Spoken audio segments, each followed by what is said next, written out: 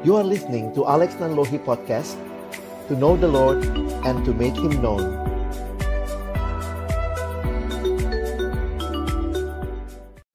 Mari berdoa sebelum membaca merenungkan firman Tuhan. Terima kasih Tuhan karena Engkau Allah yang peduli dengan kami, umat-Mu, bahkan Engkau yang sudah menciptakan kami indah. Dan di dalam keberdosaan kami, Kau mengangkat kami kembali, menjadikan kami indah di dalam Kristus. Kembali kami akan membuka firman-Mu. Kami mohon ya Tuhan, bukalah juga hati kami. Jadikanlah hati kami seperti tanah yang baik, supaya ketika benih firman-Mu ditaburkan itu boleh sungguh-sungguh berakar, bertumbuh, dan juga berbuah nyata di dalam hidup kami. Berkati hamba-Mu yang menyampaikan, semua kami yang mendengar. Tuhan tolong agar kiranya kami bukan hanya jadi pendengar-pendengar firman yang setia, tapi mampukan dengan kuasa, dengan pertolongan dari Roh-Mu yang kudus, kami dimampukan menjadi pelaku-pelaku firman-Mu di dalam hidup kami, di dalam masa muda kami. Bersabdalah ya Tuhan, kami anak-anak-Mu sedia mendengarnya. Dalam satu nama yang kudus, nama yang berkuasa, nama Tuhan kami Yesus Kristus, kami menyerahkan pemberitaan firman-Mu. Amin. Shalom, selamat sore teman-teman sekalian. Makasih buat Ko Christian yang beri undangan untuk kesempatan ini boleh sharing firman Tuhan. Dan tema yang diberikan buat kita hari ini, My youth is in your hand. Masa mudaku di dalam tangan-Mu ya Tuhan. Ya mungkin di awal ini saya ingin juga gitu ya, boleh kenal teman-teman, boleh dengar kabar dari teman-teman sekalian. Nah, tolong kalau nanti kita saling bertukar kabar, kita bisa berharapnya lebih bisa ini ya, kenal satu sama lain. Apa kabar teman-teman hari ini? Nah, gampangnya lihat aja gambar ini ya. Nah, yang mana yang paling menggambarkan kondisimu hari ini? Ya, silakan pilih satu aja ya nomornya ya. Mungkin, saya miripnya nomor ini sama nomor ini. Yang mana yang paling dominan ya? Apa kabar teman-teman hari ini? Boleh silakan dijawab, tulis aja nomornya. Nggak ada benar salah ya, namanya nanya kabar begitu ya. Silakan teman-teman. Boleh lihat dan nanti milih nomor yang mana yang paling pas dengan gambar kondisi saya. Saya nggak nanya kemarin, nggak nanya besok, tapi hari ini. Yuk, silakan. Yang mana nih? Wis, thank you, Andi. Oke. Nggak ada yang 5 nih. Kayak saya mager banget ya 5 ya.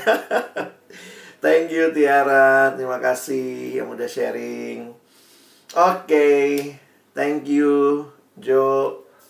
Wah, ini menarik ya, teman-teman semua pasti bisa relate lah ya. Tentu nggak semua kita kondisinya lagi fine-fine aja gitu ya.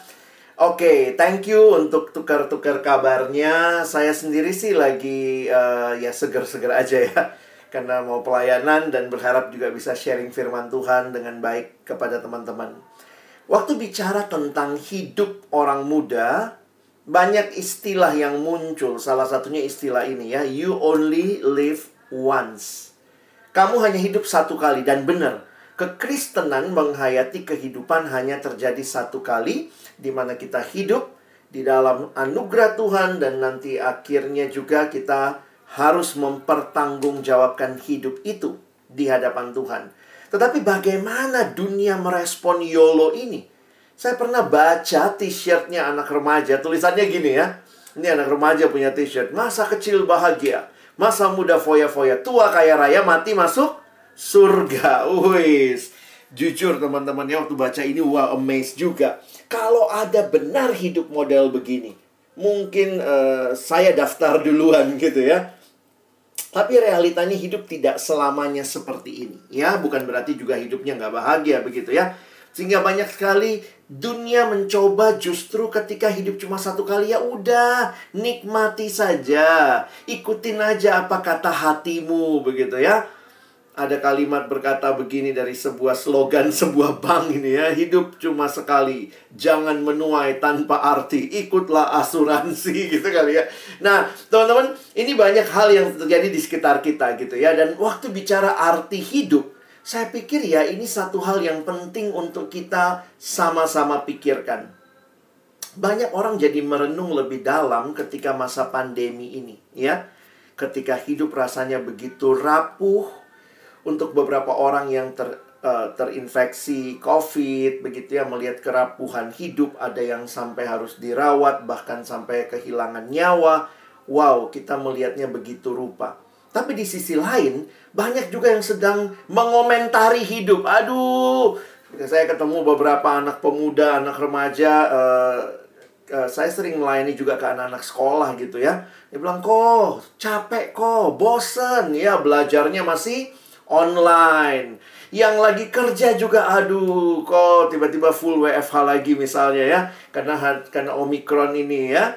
Lalu kemudian juga nanti ada yang akhirnya harus bergantian masuk kantor, masuk kerja gitu ya. Bahkan kalaupun kita bicara kerohanian, waduh, males banget kok itu ya, ikut ibadah online begitu ya.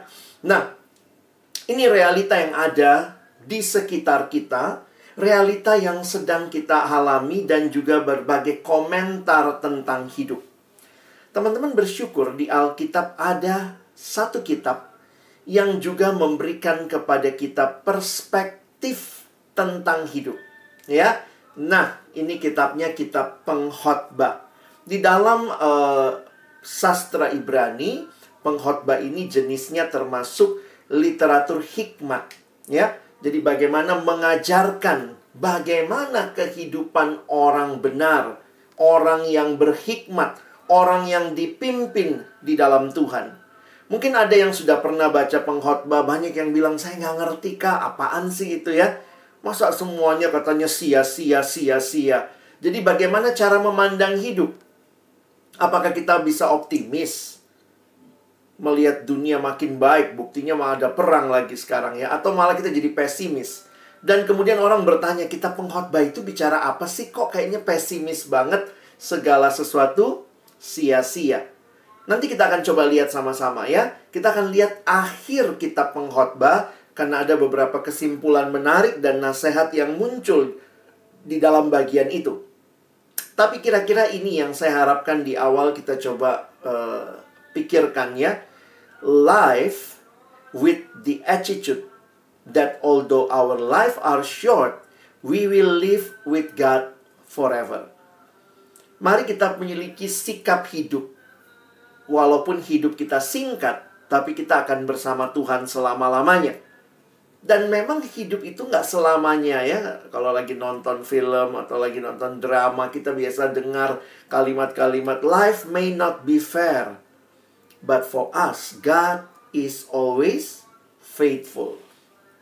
Nah, kita akan lihat Pengkhotbah pasal yang ke-11, ayat 9 sampai 12 ayat 14.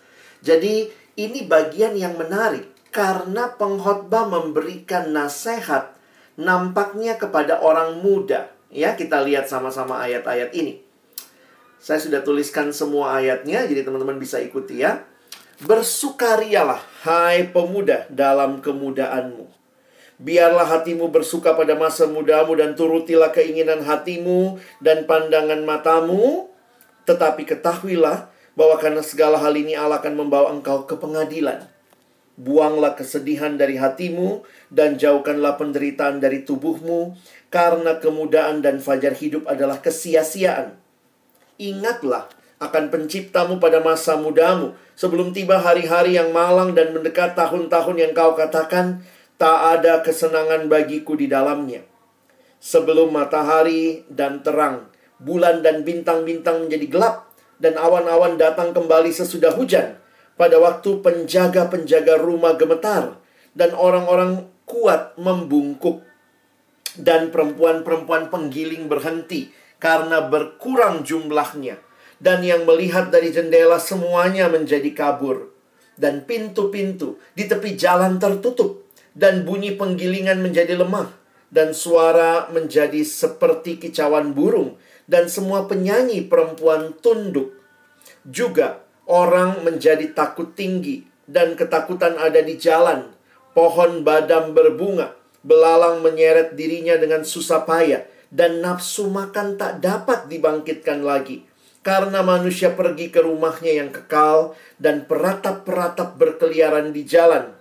Sebelum rantai perak diputuskan dan pelita emas dipecahkan, sebelum tempayan dihancurkan dekat mata air dan roda timba dirusakkan di atas sumur, dan debu kembali menjadi tanah seperti semula, dan roh kembali kepada Allah yang mengaruniakannya. Kesia-siaan atas kesia-siaan, kata pengkhotbah. Segala sesuatu adalah sia-sia. Selain pengkhotbah berhikmat, ia mengajarkan juga kepada umat itu pengetahuan. Ia menimbang, menguji, dan menyusun banyak amsal. Pengkhotbah berusaha mendapat kata-kata yang menyenangkan dan menulis kata-kata kebenaran secara jujur. Kata-kata orang berhikmat seperti kusa, dan kumpulan-kumpulannya seperti paku-paku yang tertancap, diberikan oleh satu gembala. Lagi pula anakku, waspadalah. Membuat banyak buku tak akan ada akhirnya, dan banyak belajar melelahkan badan. Akhir dari segala yang didengar ialah, takutlah akan Allah, dan berpeganglah pada perintah-perintahnya, karena ini adalah kewajiban setiap orang. Karena Allah akan membawa setiap perbuatan ke pengadilan, yang berlaku atas segala sesuatu yang tersembunyi, entah itu baik, entah itu jahat. Nah, teman-teman, ayatnya cukup panjang, dan mungkin beberapa dari kita ini maksudnya apa sih? Kayaknya paling seneng ayat yang ke-12 tadi gitu ya. Wih, lagi pula waspadalah, membuat banyak buku takkan ada akhirnya, dan banyak belajar melelahkan badan. Ini ayat favoritnya orang yang belajar ya, siswa yang mahasiswa. Rasanya kayaknya ayat ini pas banget begitu ya. Tapi apa sih yang dimaksud dengan ayat-ayat ini? Secara khusus, saya ingin mengajak kita melihat dua hal ya. Kalau kita bagi ayat-ayat ini, kita bisa melihat yang pertama adalah nasihat untuk menikmati masa muda. Itu ayat 11, pasal 11 ayat 9 sampai 12 ayat 8. Lalu sisanya itu adalah takutlah akan Tuhan dan nikmatilah hidup. Nah, karena nampaknya pengkhotbah tidak hanya menulis untuk orang muda, tetapi juga ada nasihat khusus yang di atas untuk orang muda. Tetapi di bawah nanti dia akan sampaikan lagi, karena dia menulis juga untuk semua umat. Nah, kita lihat yang pertama dulu ya, yang lebih khusus buat kita orang-orang muda. Oh, kalian kali ya. Kalau saya pernah muda sih ya. Kadang-kadang kalau pelayanan sama anak muda bisa lupus ya, lupa usia ya. Oke, kita lihat yang pertama dulu. Nikmatilah masa mudamu. Di dalam ayat yang ayat 9 itu harusnya sampai 12 ayat yang ke-8. Teman-teman, perhatikan ayat 9 ini ya. Kadang-kadang kalau kita perhatikan secara sederhana, sampai di bagian awalnya, bersukarialah hai pemuda dalam kemudaanmu. Biarlah hatimu bersuka pada masa mudamu, dan turutilah keinginan hatimu dan pandangan matamu. Wow. Baru kali ini ya kita lihat, di Alkitab ada ayat seperti ini untuk orang muda. Jadi sebenarnya di satu sisi perhatikan bahwa tidak ada konsep bahwa Tuhan tidak suka dengan kesenangan ya. Karena Tuhan sendiri yang justru memberikan kesenangan. Tuhan sendiri yang memberikan hal yang enak dan sedap dipandang. Makanya kalau diperhatikan ayat 9 ini, saya belum pernah dengar juga ya. Ada nggak persekutuan pemuda atau remaja di gereja tertentu, ayat temanya, ayat visinya adalah pengkhotbah 11 ayat 9. Wah, bersukarialah hai pemuda, ikuti hatimu, begitu ya. Teman-teman, ini membuat kita menyadari bahwa sebenarnya Tuhan kita tidak anti dengan kesenangan. Masa muda penuh dengan kegembiraan, keceriaan, melihat hal-hal baru. Itu semua adalah sesuatu yang Tuhan bahkan ingin engkau nikmati. Tetapi ada kata selanjutnya, tetapi. Ini menunjukkan bahwa Allah kita, Allah yang memberikan kebebasan, tetapi kebebasan kita selalu ada batasnya. Teman-teman, sejak awal Allah menciptakan kita, Allah memberikan kebebasan. Kalau kalian ingat perintah di Taman Eden, semua pohon dalam taman ini boleh kau makan buahnya ya. Jadi Tuhan kasih kebebasan, satu yang jangan. Saya bisa ngerti kalau misalnya Tuhan bilang gini, semua nggak boleh makan, satu doang yang makan. Mungkin kita bisa mengerti, pantas jatuh dalam dosa. Habis semua nggak boleh sih, cuman satu yang boleh. Kan bosen itu lagi kali ya. Tetapi justru kalau perhatikan, konsep penciptaan manusia diciptakan dalam kebebasan, tetapi Tuhan memberikan batasan. Makanya di dalam pemahaman kita tidak ada yang namanya kebebasan mutlak. Kalau kamu bilang saya bebas mutlak, tidak ada kebebasan mutlak. Sejak konsep penciptaan di situ yang paling bebas, maka semua kebebasan itu terikat. Contoh, ketika bicara Tuhan menciptakan manusia, maka manusia kita bebas. Tapi jangan lupa, dalam hal yang paling sederhana, kamu dan saya terikat sama oksigen kan?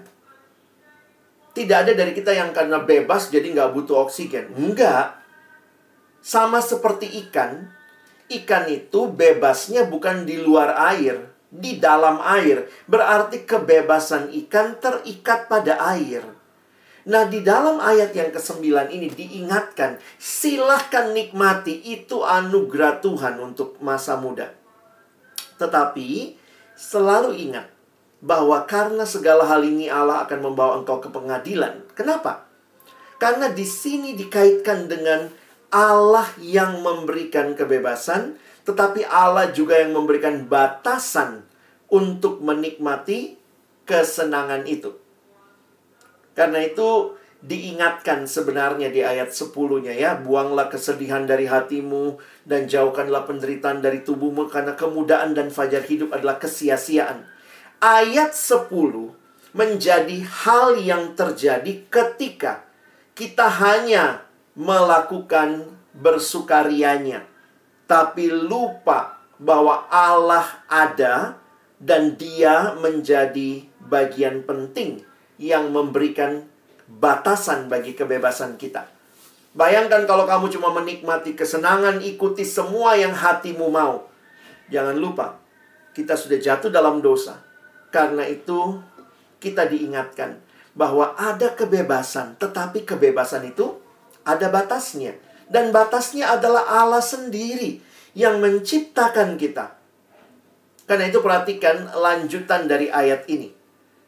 Langsung masuk pasal 12 ayat 1. Ingatlah penciptamu pada masa mudamu, sebelum tiba hari-hari malang dan seterusnya.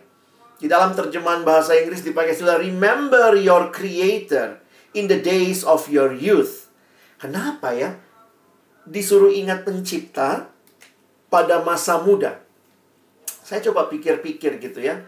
Apa memang masa muda itu orang paling jarang ingat Tuhan ya? Kalau sudah opa, oma, kayaknya otomatis ingat Tuhan ya. Udah deket-deket ya. Udah bau-baunya udah mulai bau tanah. Waduh, cari Tuhan mungkin gitu kali ya. Orang muda malah suka merasa, oh this is my life. Aku mau hidup 1000 tahun lagi. Dan kenapa yang diminta di sini? Ingatlah penciptamu.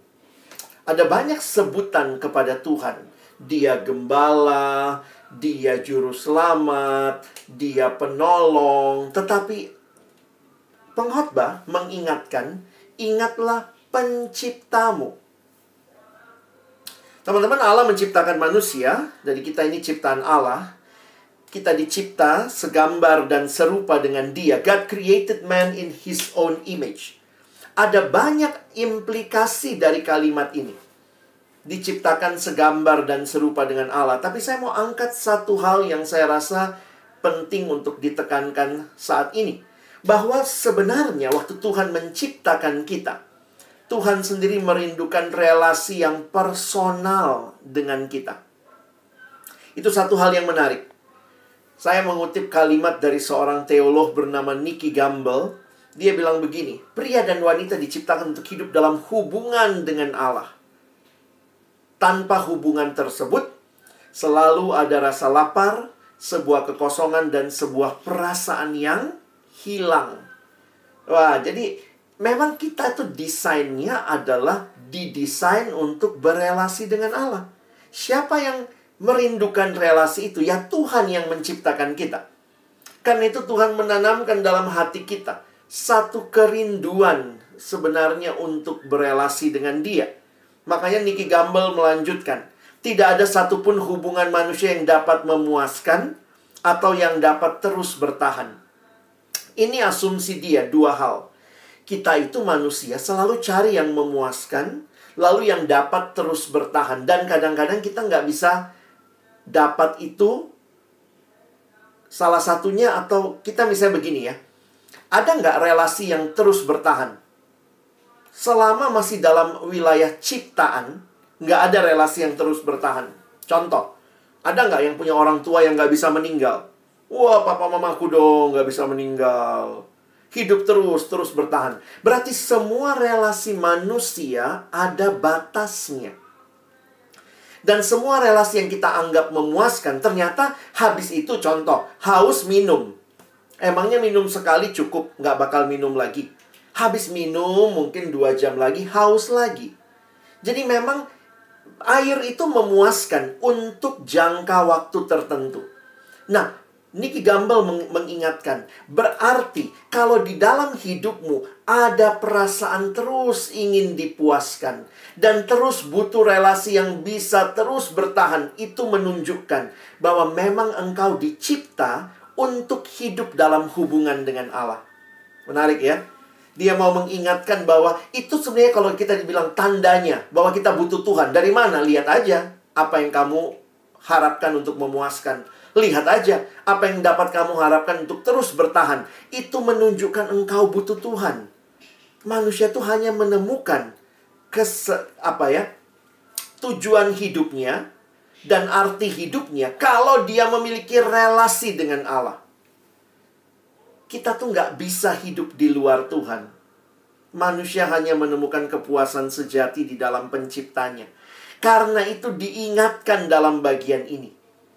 Teman-teman, sekali lagi, Tuhan tidak membatasi kita, atau Tuhan bukannya nggak mau kita senang. Kadang-kadang orang suka pikir gitu ya. Jadi anak Tuhan tuh kayaknya Tuhan nggak suka kesenangan ya. Kayaknya Tuhan kita tuh Tuhan anti kesenangan. Jangan lupa, Tuhan yang ciptakan kesenangan. Tetapi kesenangan sejati Tuhan mau ingatkan bukan dari hal-hal yang sementara, tetapi dari dirinya sendiri. Makanya sekali lagi, ingatlah penciptamu selagi engkau muda. Nah, ini menarik. Terjemahan bahasa Indonesia sehari-hari memberikan pemahaman, ingatlah penciptamu selagi engkau muda. Ada 2 alasan yang diberikan. Kenapa harus ingat pencipta waktu muda? Ayat ini dilanjutkan dengan kalimat ini ya. Sebelum, nah kita lihat yang pertama ya, alasan pertama. Sebelum tiba tahun-tahun penuh sengsara. Waduh, saya pilih terjemahan BIS ya, bahasa Indonesia sehari-hari. Kapan itu? Ingatlah penciptamu pada waktu muda, sebelum tiba tahun-tahun penuh sengsara. Pada masa itu engkau akan berkata, hidupku tidak bahagia. Wah, di mana itu? Itu digambarkan di ayat 1 sampai ayat 5. Itu adalah gambaran usia tua. Saya tidak bilang usia tua itu semuanya menyedihkan. Tetapi dibandingkan usia muda, maka usia tua punya banyak keterbatasan. Nah, perhatikan nasihat yang diberikan pengkhotbah. Ingatlah penciptamu waktu masih muda, sebelum kamu jadi tua. Gitu ya. Nah, kenapa? Apa sih kesengsaraan masa tua? Coba lihat ya. Ini kalau terjemahan baru ya. Kan kalimatnya kalau bahasa Indonesia yang TB, dan mendekat tahun-tahun yang kau katakan tidak ada kesenangan bagiku di dalamnya. Lalu sebelum matahari dan terang, bulan dan bintang-bintang menjadi gelap dan awan-awan datang kembali sesudah hujan. Ini apaan kok tiba-tiba ada kayak weather forecast gitu ya? Nah, kalian harus mempelajari ayat-ayat ini di dalam ini gambaran-gambaran figuratif masa tua.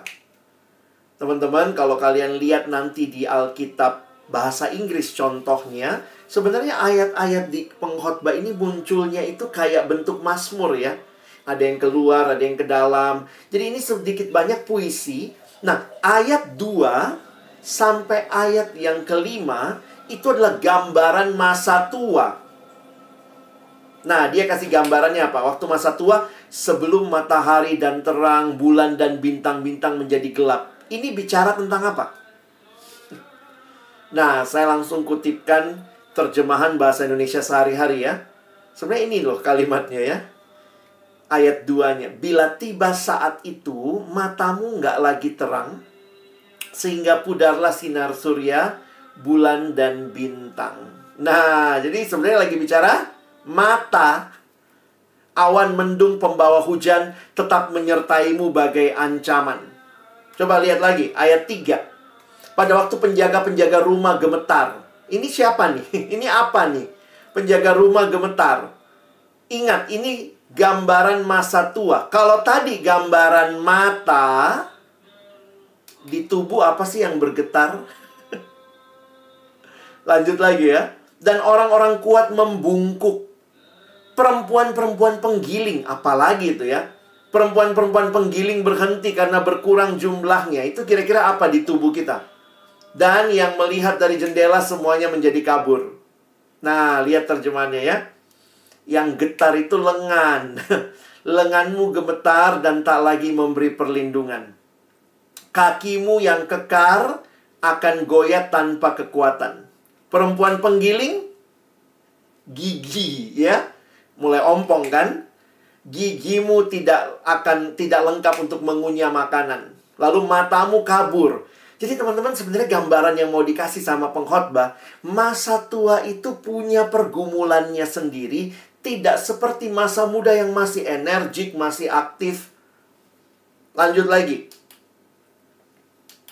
Kita lihat ya. Dan pintu-pintu di tepi jalan tertutup. Bunyi penggilingan menjadi lemah. Suara menjadi seperti kicauan burung. Orang tua suaranya bisa berubah gitu ya. Dan semua penyanyi perempuan tunduk. Nah, ini apa lagi nih ya? Coba kita lihat ya. Ayat 4 ini sebenarnya bicara apa? Karena ini banyak bicara bunyi. Berarti masalah telinga. Keramaian di jalan sampai di telingamu dengan samar-samar. Bunyi musik dan penggilingan hampir-hampir tidak terdengar. Engkau tidak dapat tidur terlena. Kicauan burung pun membuat engkau terjaga. Ini gambaran masa tua. Lanjut lagi. Ayat 5. Juga orang menjadi takut tinggi. Ya wajar ya. Nggak ada nenek-nenek naik jet coaster gitu ya. Jarang lah gitu ya. Menjadi takut tinggi. Dan ketakutan ada di jalan. Pohon badam berbunga. Ayo, ini apa lagi nih? Ada yang pernah lihat pohon badam? Kalau kalian ke Korea itu ada banyak pohon badam. Dan orang biasanya suka foto kalau pas berbunga. Kenapa? Pohon badam itu kalau berbunga putih sekali semuanya. Nah, ini gambaran uban. Belalang menyeret dirinya dengan susah payah. Nafsu makan tak dapat dibangkitkan lagi. Karena manusia pergi ke rumah yang kekal dan peratap-peratap berkeliaran di jalan-jalan. Ini pohon badam. Ya. Nah, gambarannya apa? Ini terjemahannya. Engkau takut mendaki tempat tinggi. Rambutmu, pohon badam tadi, beruban. Belalang menyeret kakimu. Belalang itu kan harusnya lompat ya. Kakimu kau seret waktu berjalan. Maka hilanglah segala hasrat dan keinginan.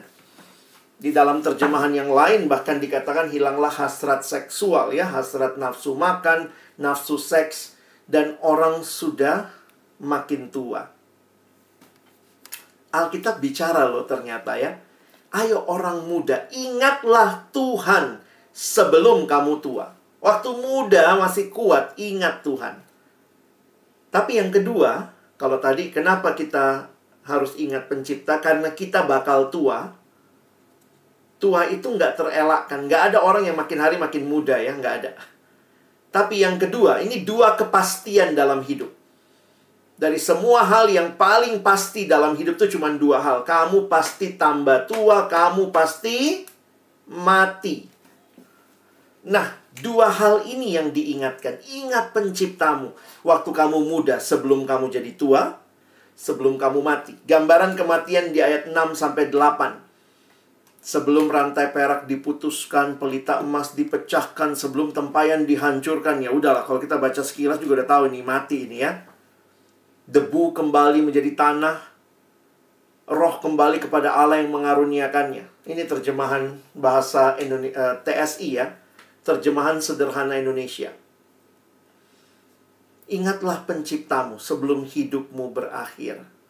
Bagaikan tali kalung perak yang patah, mangkuk emas yang diremukkan, dan seterusnya. Jadi, pertama tadi apa? Ingat penciptamu waktu muda, sebelum kamu tua, sebelum hidupmu berakhir. Berarti masa muda itu indah, karena ada Tuhan di dalamnya. Nah, ini prinsip yang sederhana ya. Memang akhirnya saya melihat, adanya Tuhan itu yang memastikan hidup itu indah. Sebenarnya mau umur panjang atau umurnya pendek, bukan masalah umur yang penting. Bukan semata-mata masalah umur. Ngapain umur panjang tapi tidak di dalam Tuhan? Sementara mungkin umurnya singkat, tetapi dia di dalam Tuhan. Maka kebahagiaan bukan masalah panjang atau pendeknya umur. Jadi, mencari arti hidup. Kan sekarang orang muda tuh ya, saya kalau lihat YouTube, yang di-follow itu kan selalu kenapa? Misalnya, gue seneng dengerin si Jerome misalnya ya, dia sering kasih motivasi. Gue seneng dengerin ini. Kenapa? Dia suka bicara hal-hal, hidup tuh jadi berarti. Gue seneng caranya si ini, denger podcastnya, denger YouTube-nya.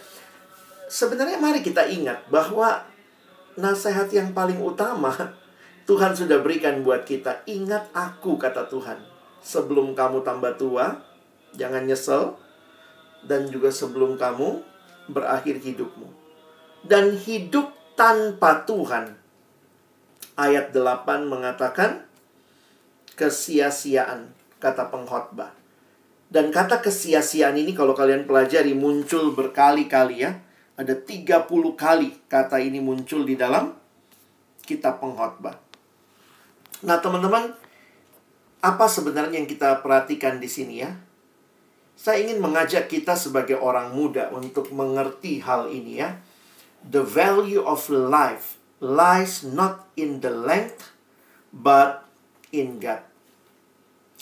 Bukan masalah berapa panjang hidupmu. Dan termasuk juga kalau bicara hidup ya, bukan masalah berapa banyak investasimu begitu ya.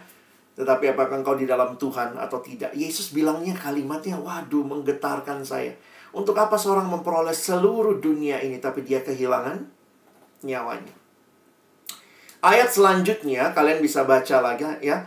Takutlah akan Tuhan dan nikmatilah hidup. Jadi kalau tadi nasihat untuk orang muda, maka pengkhotbah menutup kitabnya dengan nasihat untuk semua orang. Menarik sekali, pengkhotbah dikatakan selain dia berhikmat, ia mengajarkan juga kepada umat itu pengetahuan. Orang yang hidup dalam hikmat bahkan bisa jadi berkat buat orang lain ya. Hikmat sang pengkhotbah tidak hanya dalam kebijaksanaan yang dia miliki, tapi juga dalam kemampuannya membagikan kebijaksanaan ini. Dan apa yang digambarkan, ternyata memang yang pengkhotbah lalui itu luar biasa ya. Perhatikan bagaimana penggambaran. Ini semua memang ada gambaran figuratif yang muncul. Coba lihat ya. Ayat 10, 11, 12. Jadi kalau kita perhatikan, jangan cuma ayat 12-nya yang disukai ya. Itu ayat 12 sebenarnya mau mengatakan gitu. Kalau semua kamu lakukan di luar Tuhan, belajar itu bikin capek badan. Tapi kalau itu semuanya kamu lakukan di dalam Tuhan, maka kamu bahkan bisa jadi berkat buat orang lain. Saya harap kita ngerti konteksnya ya.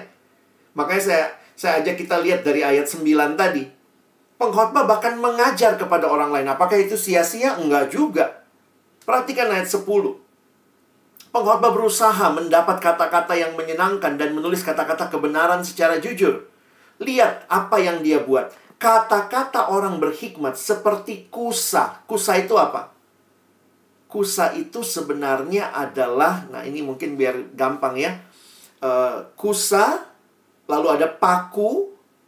Nah, kata-kata, ucapan, dan tulisan yang bijak benar memiliki kekuatan yang besar untuk membangun. Juga seperti tongkat yang digunakan untuk memandu lembu saat membajak. Itu kusa. Tongkat yang dipakai memandu lembu. Kalau lembu kan suka ngiring, dipukul lagi biar dia balik lagi. Itu kusa. Jadi hikmat yang disampaikan itu seperti kusa, memandu orang. Seperti paku. Paku itu tujuannya menopang. Nah, barulah ayat 12 kan. Waspadalah buat banyak buku, tidak ada akhirnya, banyak belajar melelahkan badan. Apalagi kalau itu di luar Tuhan, nggak ada gunanya. Jadi harap kita ngerti konteksnya ya. Jangan cuma seneng gitu, asik. Ayat ini bilang nggak usah belajar, nggak. Nanti lihat kusa ya. Makanya bahasa Indonesia sehari-hari menerjemahkan, perkataan orang arif itu seperti tongkat tajam seorang gembala. Tongkat yang dipakainya untuk melindungi dombanya. Kumpulan Amsal dan nasihat seperti paku yang tertancap kuat. Dan perhatikan, diberikan oleh satu gembala. Sebenarnya kuncinya ini. Semua itu pemberian Allah yang adalah gembala kita satu-satunya. Dan kitab ini ditutup dengan himbauan. Akhir kata dari segala yang didengar ialah takutlah akan Allah dan berpeganglah pada perintah-perintahnya. Karena ini adalah kewajiban setiap orang. Ayat 14 mengingatkan kita Allah akan bawa semua itu kepada pengadilan. Entah itu tersembunyi, entah itu baik, entah itu jahat. Saya menuliskan kesimpulannya. Solusi kehidupan bukan terletak pada hidup itu sendiri, melainkan pada Allah. Dengan demikian, penutup kitab Pengkhotbah ini memberikan kita jawaban tentang apa yang harus dilakukan, yaitu takut akan Allah dan pegang perintah-perintahnya. Sebab Allah akan membawa setiap perbuatan ke pengadilan, entah itu jahat, entah itu baik, ya. Jadi aplikasinya secara sederhana, pengkhotbah mengingatkan setiap orang bahwa makna hidup tidak terletak pada kesuksesan materi yang dicapainya. Ingat, pengkhotbah ini kalau dia betul adalah Salomo, dia orang paling kaya di masanya, ya. Kalau kita bilang, ya dia pengemis, terus dia tulis kitab, tulis buku, lalu dia bilang semuanya sia-sia. Kita bilang wajar, dia mah pengemis ya. Tapi ini raja yang punya semua kekayaan. Tapi dia setelah melewatinya, dia bilang apa? Semuanya sia-sia tanpa Tuhan. Kesuksesan materi yang dicapai dalam dunia, kepuasan seperti ini sifatnya sementara. Namun orang yang menaruh harapannya dalam Tuhan, dalam takut akan Tuhan, adalah orang berhikmat. Sebab ia tahu bahwa Tuhan itu sumber hikmat dan pengetahuan. Jadi teman-teman, bagaimana memandang hidup? Kita jadi orang pesimis atau optimis? Kekristenan tidak mengenal sebenarnya optimis, karena optimis dalam arti kalau kita optimis lalu bersandar pada kekuatan sendiri, jadinya sombong. Kita juga jangan jadi orang pesimis yang kesannya minder, ya. Kekristenan berbicara sesuatu yang lebih indah, namanya hopeful realism. Kita orang yang realistis dan berpengharapan. Kalau orang optimis kan itu kayak motivator-motivator ya. Bilang sama dirimu, kamu bisa, kamu bisa. Begitu nggak bisa, udah hancur. Kalau kita realistis, sekarang saya nggak bisa, tapi kalau saya belajar, saya bisa. Saya punya pengharapan di dalam Tuhan. Kita hopeful realism. Dan apa yang kita ingat? Saya pikir salah satu ayat kunci di kitab Pengkhotbah adalah Pengkhotbah 3 ayat yang ke-13. Bahwa setiap orang dapat makan, minum, dan menikmati kesenangan dalam segala jeripayahnya. Itu semua adalah pemberian Allah. Jadi teman-teman, menghadapi hidup tuh kita selalu ingat, ini semua pemberian Allah. Nah, saya nggak tahu bagaimana teman-teman memaknai hal ini, ya. Ketika kamu sekarang sedang ada, ini kan masa-masa pandemi ini, gimana kamu melihat hidup? Jangan-jangan dalam masa pandemi ini kamu sudah begitu jauh dari Tuhan kah? Jatuh dalam dosa yang itu lagi dan itu lagi? Dalam masa-masa ini, kerohanian kita juga lagi mundur kah? Ataukah kita justru menggunakan kesempatan ini juga untuk terus membangun iman kita di hadapan Tuhan? Beberapa orang mungkin Tuhan lagi buka kesuksesan di studimu, atau mungkin di bisnismu, di karirmu, di pekerjaan. Mungkin lagi bagus begitu ya. Tapi jangan-jangan kita juga lupa untuk membangun kerohanian yang di dalamnya membuat kita terus ingat Tuhan. Ada 3 hal yang Tuhan kasih buat kita ya. untuk saudara tetap bertumbuh. Pertama, Tuhan kasih Roh Kudus-Nya memimpin kita. Yang kedua, Tuhan berikan kepada kita firman. Jadikan itu pedoman. Firman-Mu pelita bagi kakiku, terang bagi jalanku. Yang ketiga, Tuhan kasih kita komunitas. Di gereja ada komunitas seperti ini untuk terus mengingatkan, hai orang muda, bangun imanmu dalam Tuhan. Jangan cuma kejar yang di sana. Saya tutup dengan sebuah kalimat yang saya ingat dari seorang pendeta, yang waktu dia berkhotbah dia bilang, banyak orang dalam karir sukses, dalam studi juga, S1, S2, S3 bahkan ya, tetapi dalam iman kepada Tuhan tetap TK. Ya juga ya. Kita mau pursue nggak ya? Mengejar hidup rohani yang makin dalam, makin cinta Tuhan, makin hidup bagi Tuhan, supaya akhirnya kita bisa jadi berkat bahkan buat orang di sekitar kita. Nah, kiranya perenungan ini menolong kita. Dan kalau ada waktu, teman-teman bisa tanya ya. Kita bisa share satu sama lain. Thank you. Saya berhenti sampai sini.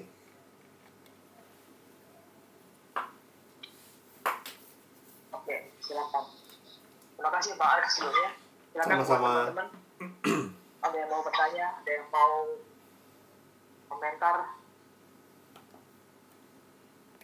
Silakan. Kan di masa muda kurang lebih pesannya tadi adalah kita perlu sering-sering ingat Tuhan gitu ya.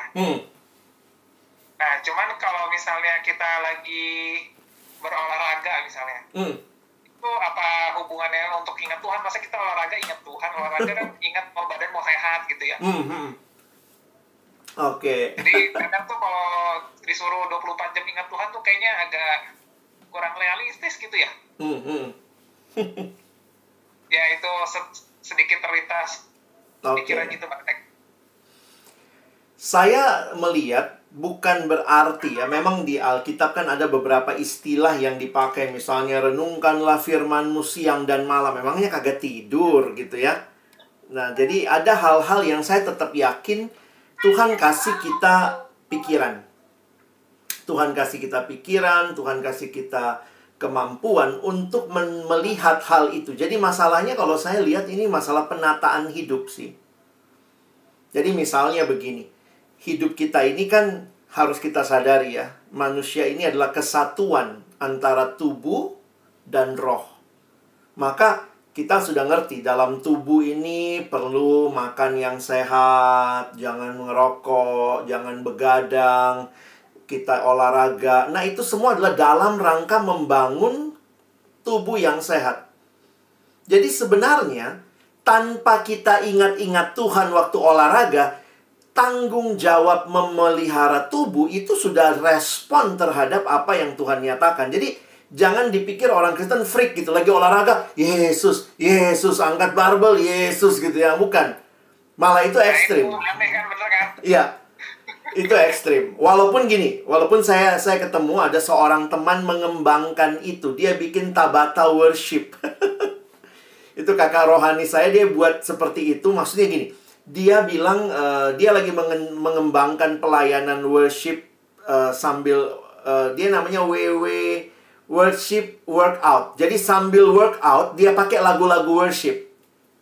Ya itu bisa kita diskusikan lah ya. Tapi poin saya adalah tanpa melakukan seperti itu pun, tanggung jawab memelihara tubuh itu adalah tanggung jawab yang sebenarnya respon terhadap hidup yang rohani.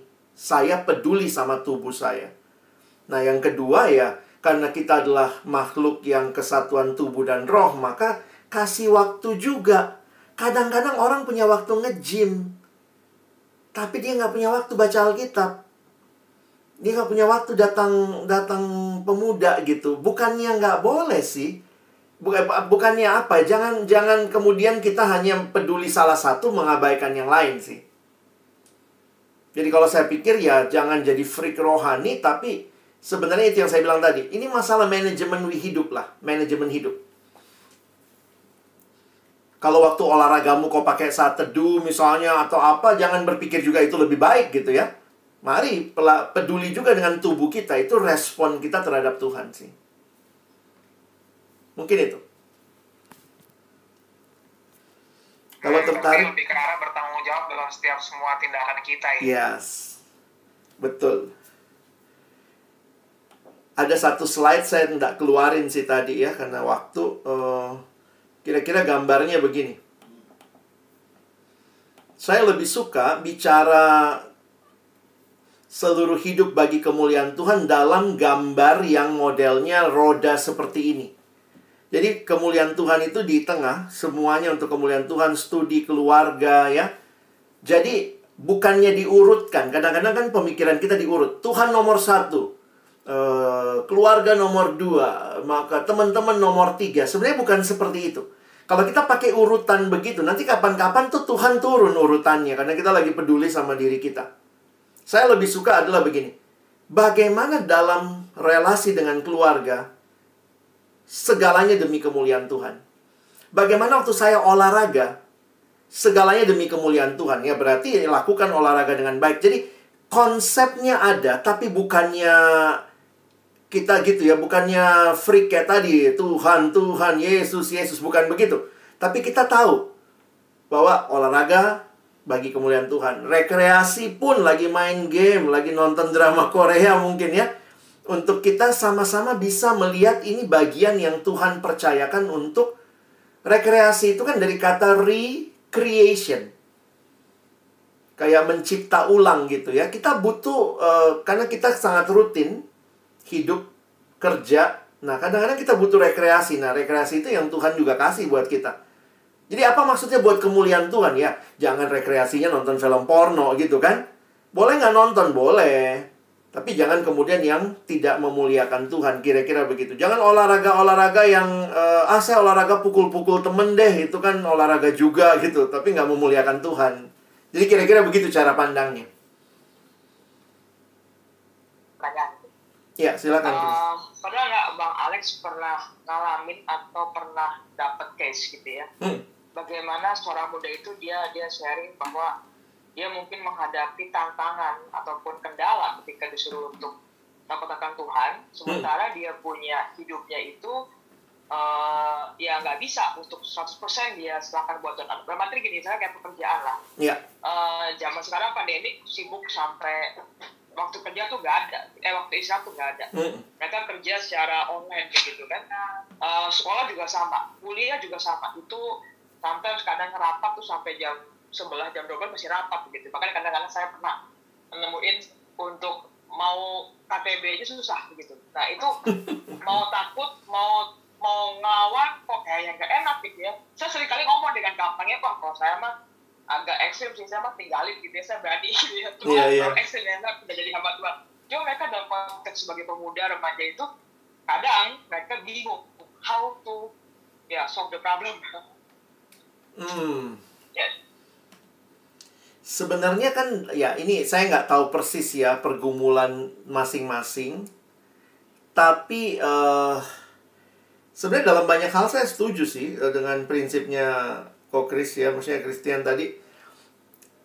Pilihannya sebenarnya ada di kita.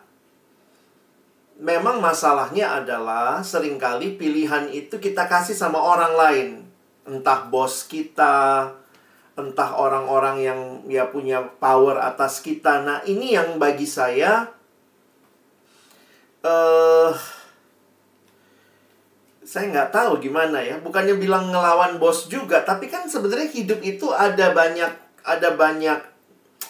Tuhan kasih kita hikmat lah. Saya pikir gitu. Tuhan kasih kita hikmat. Makanya menariknya begini.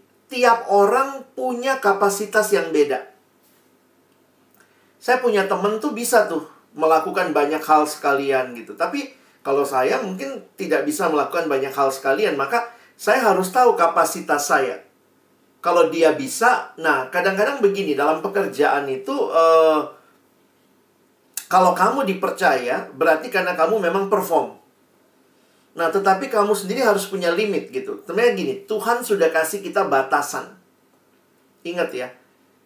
Satu hari itu dibagi 3 shift. Itu Tuhan punya ini ya. 8 jam istirahat. 8 jam bekerja, studi, 8 jam leisure time. Sebenarnya itu ya, shift hidup kita. 8 jam kerja, 8 jam tidur, 8 jam leisure time. Leisure time ini di luar tidur dan kerja. Misalnya kamu nonton TV atau yang lain, doa, saat teduh, ada di situ. Nah, kita harus keep the balance. Keep the balance-nya itu pilihannya ada sama kita. Tapi kalau saya takut dikeluarin, ya mungkin juga begini teman-teman ya. Saya pernah kok ketemu orang, anak muda yang dengan berani dia bilang, gue keluar kok. Kenapa? Gajinya gede, tapi gile. Gue nggak bisa gereja, nggak bisa sosialisasi. Gue nggak punya hidup lagi. Hidup gue cuman kerja. Saya kagum juga tuh. Itu anak bisa melihat dia bukan budak pekerjaan gitu. Nah, ini yang poin saya adalah teman-teman, seiring dengan kamu makin dewasa dalam Tuhan, mintalah hikmat ya untuk bisa memilih dan punya keyakinan. Keyakinannya apa? Kalau saya keluar dari pekerjaan ini, saya yakin Tuhan sanggup kok memberi pekerjaan yang lain. Nah, itu juga kan kadang-kadang nggak gampang ya. Ada orang yang terjebak, aduh sekarang susah cari kerja kok. Ya betul, tapi saya juga ketemu kok ada orang yang dapat kerja dalam masa begini. Bahkan ada yang berhenti, dia bukannya cari kerja, tapi dia menciptakan pekerjaan baru. Ya itu juga bisa. Kadang-kadang jangan pilihannya hanya selalu kita kasih sama orang lain. Saya pikir pertama-tama kamu harus punya pilihan untuk hidupmu sendiri. Memang tidak ada pekerjaan yang sama sekali bersih. Itu di surga nanti ya. Tetapi paling tidak begini, kita harus bisa memilih yang paling minimal hal-hal yang buruknya. Karena kalau tidak, kita nanti membiasakan diri yang nggak apa-apa lah bohong dikit, nggak apa-apa lah bohong lagi, lama-lama jadi bukit. Mungkin gitu kali ya, tapi saya nggak tahu persis, mesti dilihat case by case sih kadang-kadang, Chris. Iya, kadang-kadang memang begitu tuh kondisinya kalau kerja, kuliah, kita harus terjebak dalam hal itu ya, jujur nggak jujur gitu kan. Iya. Kali juga harus menghadapi. Saya cuma sekali bilang sama mereka sih, sama teman-teman muda, mungkin inilah saatnya kalian belajar ngalamin sama Tuhan gitu ya. Kadang saya pun juga nggak bisa menerapkan apa yang saya jelaskan itu ke mereka gitu kan. Ya, lo harus coba ngalamin sama Tuhan, ya tetap doa sama Tuhan, Tuhan kasih hikmat. Paling konsultasi yang bisa diterapkan seperti apa gitu. Kadang itu ya.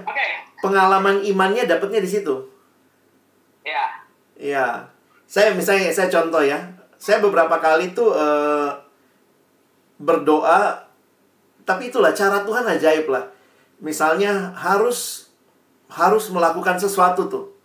Misalnya anggap aja ini yang contoh. Harus masuk kerja, padahal misalnya ini zaman dulu ya. Zaman dulu tuh Cynthia itu nggak libur ya. Bener ya, Chris? Zaman kecil itu Cynthia tuh nggak libur, nggak ada hari libur nasional Cynthia ya. Tapi itu berdoa loh, minta sama Tuhan, Tuhan pengen deh sama keluarga. Entah gimana lah cara Tuhan. Tiba-tiba dikasih libur loh sama bosnya. Itu kan di luar. Jadi kadang-kadang percaya nggak percaya, saya pikir kita tuh sebenarnya percaya nggak ya sama Tuhan bahwa Dia sanggup dan berkuasa? Nah itu, kadang pengalaman iman seperti itu, misalnya, gue takut nih kalau gue nggak ikutin yang bos mau, bos bakal marah. Ya doa, Tuhan, gue nggak ikutin yang dia mau, tapi gue berharap dia nggak marah. Atau kalaupun dia marah, gue nggak dikeluarin gitu ya. Itu ajaib kok Tuhan kita ya. Saya yakin itu bagian dari pengalaman iman kita. Iya, silakan. Kita tahu seperti teori gitu, mungkin mereka juga banyak kan yang Kristen tahu ya Pak ya, tapi gimana mengingatkan atau mungkin menguatkan lah orangnya ini. Mungkin saya yakin teori-teori atau apa minimal kayak gitu kan tadi mereka tahu sadar gitu, tapi mereka nggak pernah kuat gitu. Bahkan kita sendiri juga kadang suka nggak kuat sih. Itu aja sih Pak. Iya. Saya pikir sih paling penting kita punya komunitas yang peduli sama kita, tahu pergumulan kita gitu ya. Dan komunitas itu ya Tuhan yang kasih dan kita harus pelihara. Nah, saya nggak tahu bagaimana teman-teman membangun komunitas ya. Membangun komunitas kan kadang-kadang nggak bisa cuman begini ya. Kebaktian, ibadah, dengar satu arah gitu ya. Kita butuh yang namanya mungkin tadi ya, kayak Ko Chris bilang KTB gitu. Saya bersyukur punya teman-teman KTB yang ternyata itulah keluarga kedua yang Tuhan kasih. Jadi kalau ada pergumulan termasuk kesulitan-kesulitan gitu ya, kita bisa cerita dan kita didoakan.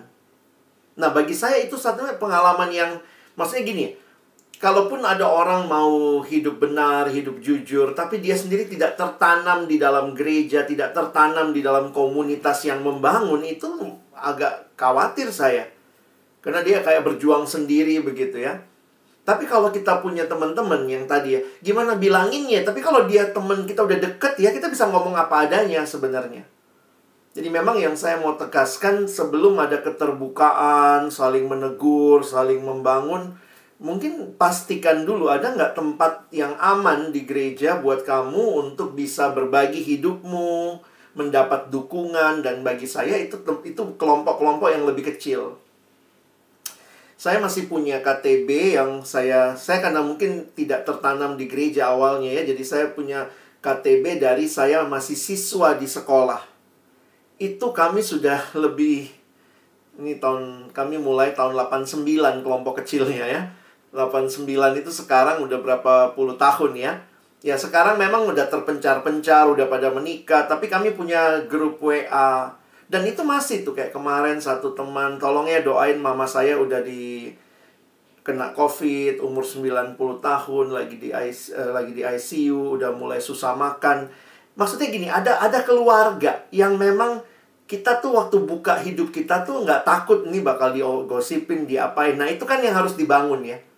Nah makanya saya sih berharap teman-teman prioritasin komunitas-komunitas yang Tuhan berikan buat kita di gereja. Itu kadang-kadang gini, kalau satu orang ngomong dia nggak dengar. Tapi kalau satu kelompok ngomong kan kayak, wih banyak juga ya yang dukung gua gitu ya. Nah itu jadi bagian yang menarik sih. Saya bersyukur waktu saya bergumul jadi hamba Tuhan, itu temen KTB tuh yang tiba-tiba ya gue doain gitu ya. Namanya masih muda-muda waktu itu ya. Nanti gue kerja, gue punya gaji, gue kasih 1/10 buat lu gitu ya. Wih, itu tuh kayak wow ya. Dan bagi saya itu Tuhan pakai komunitas, kira-kira begitu. Kalau saya tadi sekilas gitu ya. Pertemuan kita hari ini bukan kebetulan loh kalian ada. Kalian di-refresh kembali. Iya ya, gue harus takut akan Tuhan, gue harus ya enjoy life, tapi juga harus bertanggung jawab gitu-gitu. Gak ada yang kebetulan guys.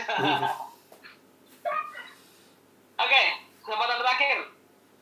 Apakah masih ada? Masa saya mesti nunjuk sih? Janganlah, nanti terpaksa nanti. Silakan yang masih kuliah boleh.